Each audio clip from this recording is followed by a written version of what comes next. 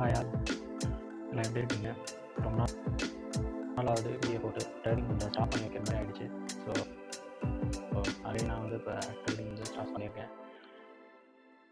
And daily levels வந்து share பண்ணாமல் இருக்கேன். மார்னிங் லெவல்ஸ் மார்க் பண்ணி வீடியோ போஸ்ட் பண்ணலாம் அப்படின்ற மாதிரி பிளான் பண்ணியிருக்கேன். அண்டு லாஸ்ட் ஃப்ரைடே நான் ஒரு ட்ரேட் ஒன்று எடுத்துருந்தேன்.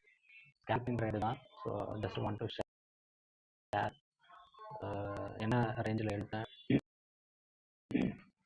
எப்படி வந்து எக்ஸெப்ட் பண்ணி ஜஸ்ட் ஒரு ஸ்கேல்பிங் ட்ரேடு தான். ஓகே, அந்த ட்ரேட் என்னென்னு பார்த்துருவோம். ஃப்ரைடே வந்து நிஃப்டி இங்கே டவுனில் தான் ஓப்பன் ஆச்சு. 23,660 அந்த ரேஞ்சில் ஓப்பன் பண்ணிவிட்டு திரும்ப 750 வந்து ஹை போயிட்டான். மார்னிங் வந்து என்னோட ரேஞ்ச் வந்து பார்த்தீங்கன்னா, நான் மார்க் பண்ணது 23,600 வந்து ஒரு ஸ்ட்ராங் சப்போர்ட். அதனால் நான் மார்னிங் 23,600 வந்து ரீச் ஆகும். ஸோ அங்கே ஒரு ரிவர்சல் ட்ரேட் வந்து நான் எக்ஸ்பெக்ட் பண்ணேன். ஒரு சின்ன ஸ்கேல்பிங் மாதிரி பண்ணிக்கலாம் அப்படின்னு மாதிரி எக்ஸ்பெக்ட் பண்ணேன். பட் மார்க்கெட் வந்து மார்னிங் வந்து வரவே இல்லை 9:15க்கு. அண்ட் நான் வெயிட் பண்ணேன் ஒரு ஆல்மோஸ்ட் 10-20 அந்த ரேஞ்சுக்கு வந்தான். ஸோ இங்கேருந்து வந்து பார்த்திங்கன்னா எனக்கு ஒரு கன்ஃபர்மேஷன் வேணுன்றதுனால இங்கே வந்து ஒரு அக்குமுலேஷன் ஸ்டேஜ் வந்து இருக்கும். ஸோ அந்த அக்குமுலேஷன் வந்து நடக்கட்டும் அப்படின்ட்டு வெயிட் பண்ண ஆல்மோஸ்ட் ஒரு 11-10 வரைக்கும் வந்துட்டு இந்த அக்குமுலேஷன் வந்து நடந்துட்டு இருந்தது. அட் த சேம் டைம் சென்செக்ஸும் வந்து பார்த்திங்கன்னா அப்படியே நிஃப்டியோட மிரர் தான். அவனுக்கும் வந்து பார்த்திங்கன்னா 75,500 தான் சப்போர்ட்டாக இருந்தது. 10-20 அந்த ரேஞ்சில் 75,500 சப்போர்ட்லேயே சுற்றிட்டு இருந்தது. ஓகே, இந்த லெவல் வந்து நமக்கு ஸ்ட்ராங் சப்போர்ட்ன்றதுனால கொஞ்சம் அக்குமுலேஷன் வெயிட் பண்ணுவோம். கண்டிப்பாக அந்த இடத்துல ரிவர்சல் இருக்குது அப்படின்றதுனால வெயிட் பண்ணிட்டு இருந்தேன்.